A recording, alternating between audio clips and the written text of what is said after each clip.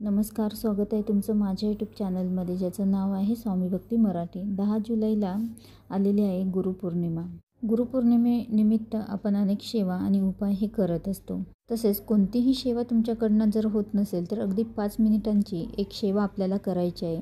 तर ही सेवा तुम्ही 11 दिवसांची किंवा 21 दिवसांची देखील तुम्ही ही सेवा करू शकता. संकल्पयुक्त देखील तुम्ही ही सेवा करू शकता.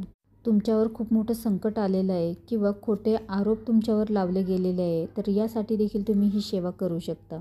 तर यासाठी तुम्ही 108 दिवसांची ही सेवा करू शकता. नक्कीच तुम्हाला याचा अनुभव येईल. तर ती कोणती सेवा आपल्याला करायची आहे आणि ती कशा प्रकारे आणि कधीपासून कधीपर्यंत ही सेवा करायची आहे, तर हेच आपण या व्हिडिओमध्ये बघणार आहोत. तर व्हिडिओ स्किप न करता संपूर्ण बघा आणि जे कोणी नवीन असेल या चॅनलवरती तर सबस्क्राईब करा. तर बघा, ही सेवा तुम्ही 11 दिवसांची किंवा 21 दिवसांची करू शकता. घरामध्ये कोणाला आजार आहे, खूप ट्रीटमेंट घेऊन देखील फरक पडत नाही किंवा खूप महागडी ट्रीटमेंट आहे आणि प्रयत्नांना यश मिळावं, आजारी व्यक्ती बरी व्हावी, त्यासाठी तुमच्या ट्रीटमेंटसोबतच ही सेवा देखील आपल्याला करायची आहे. नक्कीच त्याचं फळ आपल्याला मिळेल. तसेच ही सेवा तुम्ही स्वतःसाठी किंवा घरातील इतर व्यक्तींसाठी देखील तुम्ही करू शकता. बऱ्याच वेळा बघा, मुलगा व्यसनी आहे, वाईट वळणाला लागलेला आहे, तर यासाठी देखील तुम्ही ही सेवा करू शकता. तुमचे मिस्टर व्यसन करता, माहेरी सोडलेलं आहे किंवा सासरी खूप त्रास देतात, नवरा त्रास देतो, घरामध्ये भांडण आहे, यासाठी देखील तुम्ही ही सेवा करू शकता. त्यासोबतच तुमच्यावर खोटे आरोप होत आहेत, तुमचा अपमान होतो, ऑफिसमध्ये देखील तुमचा अपमान होतो, तर या सर्वांसाठी तुम्ही ही सेवा करू शकता.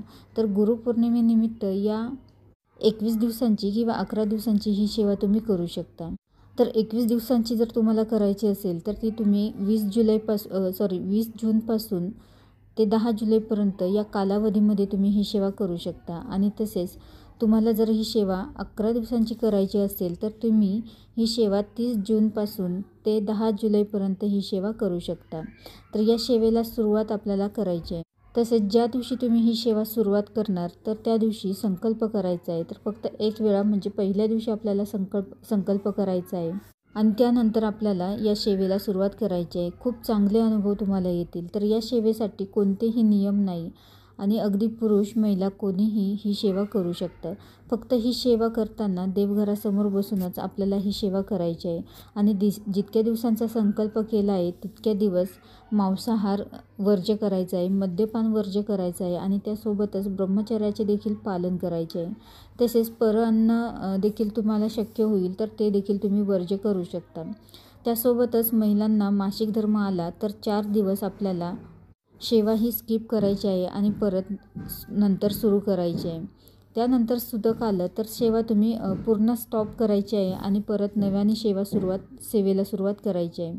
त्यासोबतच ही सेवा रोज तुम्ही ज्या ठिकाणी वाचाल तर त्या ठिकाणी सेवा करायला बसायला आसन घ्यायचं आहे, एक दिवा प्रज्वलित करायचा आहे आणि दत्त महाराजांना प्रार्थना करायची आहे आणि जितक्या दिवस तुम्ही सेवा करणार आहात तर ते सांगायचं आहे आणि जे काही संकट आहे तर त्यातून मला बाहेर काढा, त्यातून बाहेर निघण्यासाठी मला मार्ग दाखवा, अशी प्रार्थना करायची आहे. आणि त्यानंतर रोज जितक्या दिवसांचा संकल्प केला आहे तितके दिवस रोज 51 वेळा किंवा जास्तीत जास्त 108 वेळा घोर कष्ट उद्धारण या स्तोत्राचे आपल्याला पठण करायचे आहे. तर अतिशय प्रभावी अशी ही सेवा असं हे स्तोत्र आहे आणि हे स्तोत्र पहिल्या दिवशी जर तुम्ही सकाळी पठण करणार असाल तर रोज आपल्याला 21 दिवस किंवा जितक्या दिवस तुम्ही ही सेवा करणार आहात तर तितक्या दिवस सकाळीच पठण करायचं आहे. रोजची वेळ ही एकच असावी. त्यासोबतच आपण सेवेला बसण्याआधी जे आसन आपण घेणार आहोत तर ते आसन देखील 21 दिवस आपलं तेच असावं. त्यानंतर रोज सेवा झाल्यानंतर काहीतरी गोडाचा नैवेद्य देखील ठेवावा. तो नैवेद्य थोडा वेळ देवघरासमोर ठेवून त्यानंतर तो प्रसाद म्हणून घरातील सर्वांना द्यावा. तर अतिशय सोपं आणि कमी वेळ लागणारं हे स्तोत्र आहे. तसेच श्रवण देखील तुम्ही करू शकता. अतिशय प्रभावी असे हे स्तोत्र आहे. तर नक्कीच तुम्ही हे स्तोत्र पठण करा. कितीही मोठं संकट असू द्या, नक्कीच या सेवेने तुमचं संकट हे दूर होतील, त्यातून मार्ग निघेल. व्हिडिओ आवडला असेल तर लाईक करा, कमेंट करा, शेअर करा आणि सबस्क्राईब करा. श्री स्वामी समर्थ.